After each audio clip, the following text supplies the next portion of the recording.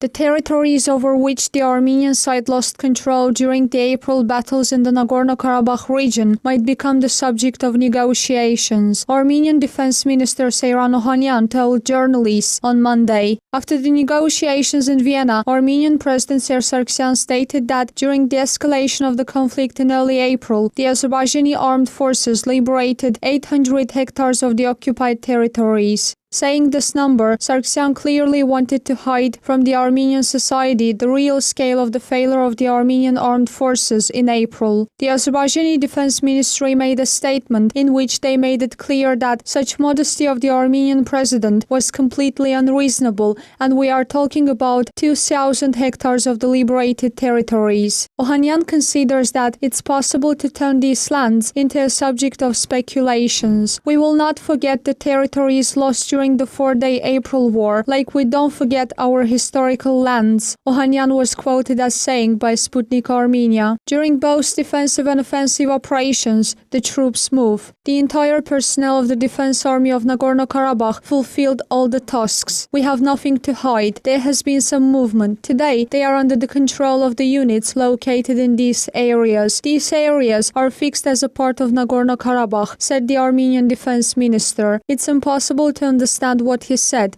Anyway, there is no need for that. The situation in the conflict zone after the measures taken by the Azerbaijani army in response to the Armenian provocations is obvious. Moreover, despite the solemn statements of Ohanyan, the military leadership of Armenia is very concerned. It has become known that Armenian President Serj Sargsyan has dismissed head of the Armament Department of the Armenian Armed Forces, Melsik Chilingaryan. It's noteworthy that at the end of April, Sargsyan sacked 3 high-ranking generals. As head of the fraction of the ruling Republican Party, Vagram Bagdasaryan earlier noted, the dismissal of the high-ranking militaries is the clear consequence of the faults found during the April battles on the line of contact.